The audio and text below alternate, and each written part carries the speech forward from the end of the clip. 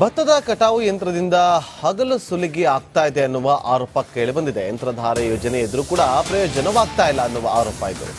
ಸರ್ಕಾರ ನಿಗದಿಪಡಿಸಿದ್ದು 1800 ರೂಪಾಯಿ, ಆದರೆ ರೈತರಿಂದ 2500ದಿಂದ 3000 ರೂಪಾಯಿವರೆಗೂ ಕೂಡ ಬಾಡಿಗೆಯನ್ನ ವಸೂಲಿ ಮಾಡಲಾಗ್ತಾ ಇದೆ. ಉಡುಪಿ ಜಿಲ್ಲೆಯಲ್ಲಿ ಅನ್ನದಾತರ ಜೇಬಿಗೆ ಕತ್ತರಿ ಬೀಳ್ತಾ ಇದೆ.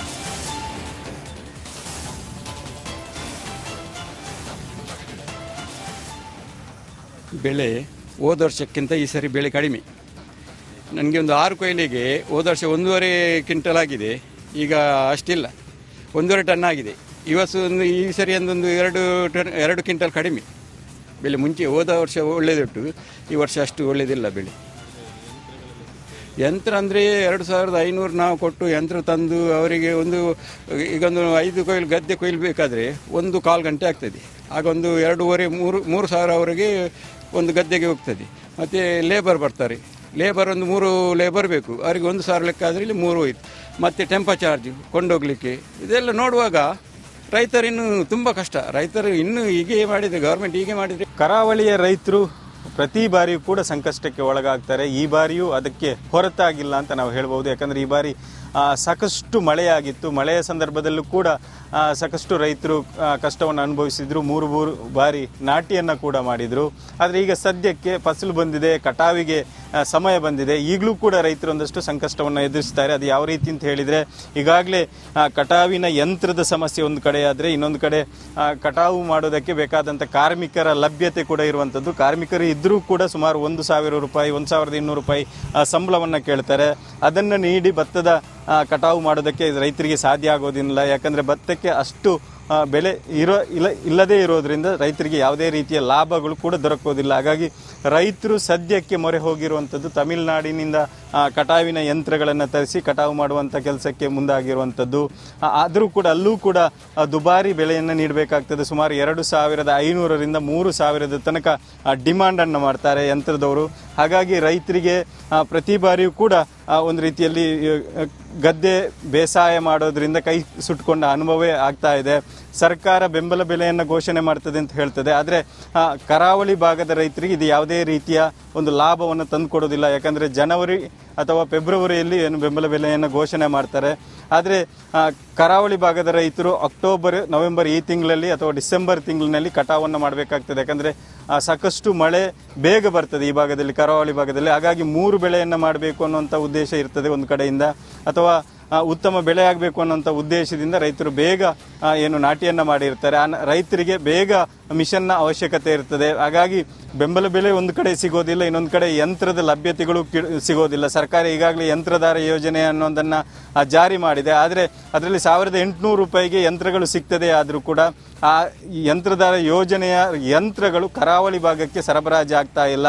ಬೇರೆ ಜಿಲ್ಲೆಗಳಿಂದ ನಮಗೆ ಯಂತ್ರಗಳನ್ನು ತರಿಸಿಕೊಡಿ ಅನ್ನುವಂಥ ಒಂದು ಬೇಡಿಕೆಯನ್ನು ರೈತರು ಇಟ್ಟರೂ ಕೂಡ ಸರ್ಕಾರ ಅದಕ್ಕೆ ಸ್ಪಂದಿಸ್ತಾ ಇಲ್ಲ. ಹಾಗಾಗಿ ರೈತರು ಸುಮಾರು ದುಬಾರಿ ವೆಚ್ಚವನ್ನು ಮಾಡಿ ತಾವು ಮಾಡಿದ ಕೃಷಿಯನ್ನು ಉಳಿಸ್ಕೊಳ್ಳೋದಕ್ಕೆ, ಒಂದಿಷ್ಟು ಭತ್ತವನ್ನು ಉಳಿಸ್ಕೊಳ್ಳೋದಕ್ಕೆ ಪ್ರಯತ್ನವನ್ನು ಮಾಡ್ತಾ ಇದ್ದಾರೆ. ಸರ್ಕಾರ ಇನ್ನಾದರೂ ಎಚ್ಚೆತ್ತುಕೊಂಡು ರೈತರ ಕಷ್ಟಕ್ಕೆ ಗಮನ ಹರಿಸಬೇಕು. ಅದರಲ್ಲೂ ಪ್ರಮುಖವಾಗಿ ಕರಾವಳಿಯ ರೈತರ ಕಷ್ಟಕ್ಕೆ ಗಮನ ಹರಿಸಬೇಕಾಗಿದೆ. ಒಟ್ಟಿನಲ್ಲಿ ಸರ್ಕಾರ ಇನ್ನಾದರೂ ಎಚ್ಚೆತ್ತುಕೊಂಡು ರೈತರಿಗೆ ಬೇಕಾದಂಥ ಒಂದು ಸಹಾಯವನ್ನು ಮಾಡಲಿ ಅನ್ನೋದು ನಮ್ಮ ಆಶಯ. ಕ್ಯಾಮರಾ ಪರ್ಸನ್ ಅಂಕಿತ್ ಜೊತೆಗೆ ಹರೀಶ್ ಪಾಲೇಚಾರ್, ರಿಪಬ್ಲಿಕ್ ಕನ್ನಡ, ಉಡುಪಿ.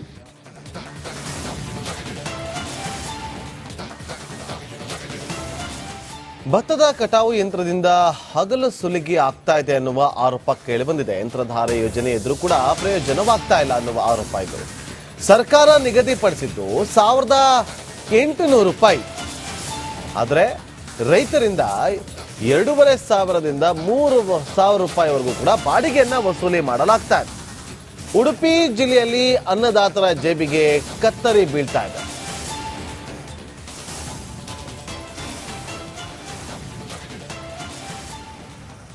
ಬೆಳೆ ಹೋದ ವರ್ಷಕ್ಕಿಂತ ಈ ಸರಿ ಬೆಳೆ ಕಡಿಮೆ. ನನಗೆ ಒಂದು 6 ಕೊಯ್ಲಿಗೆ ಹೋದ ವರ್ಷ 1.5 ಕ್ವಿಂಟಲ್ ಆಗಿದೆ, ಈಗ ಅಷ್ಟಿಲ್ಲ, 1.5 ಟನ್ ಆಗಿದೆ. ಈ ಸರಿ ಒಂದೊಂದು 2 ಕ್ವಿಂಟಲ್ ಕಡಿಮೆ ಬೆಳೆ. ಮುಂಚೆ ಹೋದ ವರ್ಷ ಒಳ್ಳೆಯದುಂಟು, ಈ ವರ್ಷ ಅಷ್ಟು ಒಳ್ಳೆಯದಿಲ್ಲ ಬೆಳೆ. ಯಂತ್ರ ಅಂದರೆ 2500 ನಾವು ಕೊಟ್ಟು ಯಂತ್ರ ತಂದು ಅವರಿಗೆ ಈಗೊಂದು 5 ಕೊಯ್ಲು ಗದ್ದೆ ಕೊಯ್ಯಬೇಕಾದ್ರೆ 1 ಗಂಟೆ ಆಗ್ತದೆ. ಆಗ ಒಂದು 2,500 3 ಸಾವಿರ ಅವರಿಗೆ ಒಂದು ಗದ್ದೆಗೆ ಹೋಗ್ತದೆ. ಮತ್ತು ಲೇಬರ್ ಬರ್ತಾರೆ, ಲೇಬರ್ ಒಂದು 3 ಲೇಬರ್ ಬೇಕು, ಅವರಿಗೆ 1,000 ಲೆಕ್ಕ ಆದರೆ ಇಲ್ಲಿ 3 ಹೋಯ್ತು.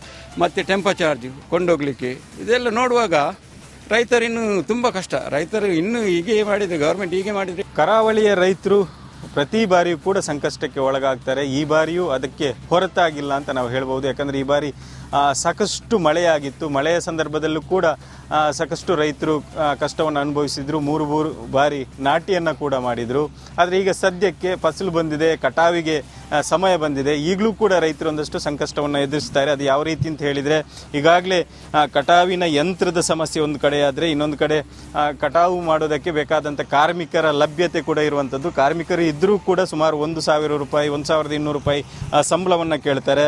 ಅದನ್ನು ನೀಡಿ ಭತ್ತದ ಕಟಾವು ಮಾಡೋದಕ್ಕೆ ರೈತರಿಗೆ ಸಾಧ್ಯ ಆಗೋದಿಲ್ಲ. ಯಾಕಂದರೆ ಭತ್ತಕ್ಕೆ ಅಷ್ಟು ಬೆಲೆ ಇಲ್ಲದೇ ಇರೋದ್ರಿಂದ ರೈತರಿಗೆ ಯಾವುದೇ ರೀತಿಯ ಲಾಭಗಳು ಕೂಡ ದೊರಕೋದಿಲ್ಲ. ಹಾಗಾಗಿ ರೈತರು ಸದ್ಯಕ್ಕೆ ಮೊರೆ ಹೋಗಿರುವಂಥದ್ದು ತಮಿಳುನಾಡಿನಿಂದ ಕಟಾವಿನ ಯಂತ್ರಗಳನ್ನು ತರಿಸಿ ಕಟಾವು ಮಾಡುವಂಥ ಕೆಲಸಕ್ಕೆ ಮುಂದಾಗಿರುವಂಥದ್ದು.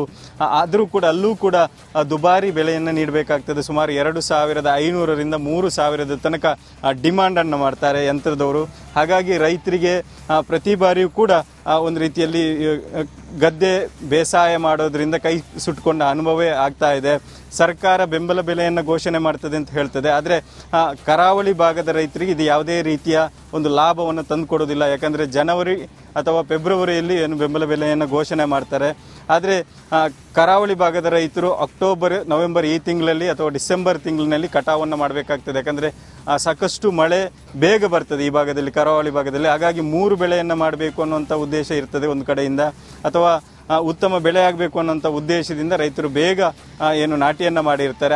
ರೈತರಿಗೆ ಬೇಗ ಮಿಷನ್ನ ಅವಶ್ಯಕತೆ ಇರ್ತದೆ. ಹಾಗಾಗಿ ಬೆಂಬಲ ಬೆಲೆ ಒಂದು ಕಡೆ ಸಿಗೋದಿಲ್ಲ, ಇನ್ನೊಂದು ಕಡೆ ಯಂತ್ರದ ಲಭ್ಯತೆಗಳು ಸಿಗೋದಿಲ್ಲ. ಸರ್ಕಾರ ಈಗಾಗಲೇ ಯಂತ್ರಧಾರ ಯೋಜನೆ ಅನ್ನೋದನ್ನು ಜಾರಿ ಮಾಡಿದೆ. ಆದರೆ ಅದರಲ್ಲಿ 1,800 ರೂಪಾಯಿಗೆ ಯಂತ್ರಗಳು ಸಿಗ್ತದೆ. ಆದರೂ ಕೂಡ ಆ ಯಂತ್ರಧಾರ ಯೋಜನೆಯ ಯಂತ್ರಗಳು ಕರಾವಳಿ ಭಾಗಕ್ಕೆ ಸರಬರಾಜು ಆಗ್ತಾ ಇಲ್ಲ. ಬೇರೆ ಜಿಲ್ಲೆಗಳಿಂದ ನಮಗೆ ಯಂತ್ರಗಳನ್ನು ತರಿಸಿಕೊಡಿ ಅನ್ನುವಂಥ ಒಂದು ಬೇಡಿಕೆಯನ್ನು ರೈತರು ಇಟ್ಟರೂ ಕೂಡ ಸರ್ಕಾರ ಅದಕ್ಕೆ ಸ್ಪಂದಿಸ್ತಾ ಇಲ್ಲ. ಹಾಗಾಗಿ ರೈತರು ಸುಮಾರು ದುಬಾರಿ ವೆಚ್ಚವನ್ನು ಮಾಡಿ ತಾವು ಮಾಡಿದ ಕೃಷಿಯನ್ನು ಉಳಿಸ್ಕೊಳ್ಳೋದಕ್ಕೆ, ಒಂದಿಷ್ಟು ಭತ್ತವನ್ನು ಉಳಿಸ್ಕೊಳ್ಳೋದಕ್ಕೆ ಪ್ರಯತ್ನವನ್ನು ಮಾಡ್ತಾ ಇದ್ದಾರೆ. ಸರ್ಕಾರ ಇನ್ನಾದರೂ ಎಚ್ಚೆತ್ತುಕೊಂಡು ರೈತರ ಕಷ್ಟಕ್ಕೆ ಗಮನ ಹರಿಸಬೇಕು. ಅದರಲ್ಲೂ ಪ್ರಮುಖವಾಗಿ ಕರಾವಳಿಯ ರೈತರ ಕಷ್ಟಕ್ಕೆ ಗಮನ ಹರಿಸಬೇಕಾಗಿದೆ. ಒಟ್ಟಿನಲ್ಲಿ ಸರ್ಕಾರ ಇನ್ನಾದರೂ ಎಚ್ಚೆತ್ತುಕೊಂಡು ರೈತರಿಗೆ ಬೇಕಾದಂಥ ಒಂದು ಸಹಾಯವನ್ನು ಮಾಡಲಿ ಅನ್ನೋದು ನಮ್ಮ ಆಶಯ. ಕ್ಯಾಮರಾ ಪರ್ಸನ್ ಅಂಕಿತ್ ಜೊತೆಗೆ ಹರೀಶ್ ಪಾಲೇಚಾರ್, ರಿಪಬ್ಲಿಕ್ ಕನ್ನಡ, ಉಡುಪಿ.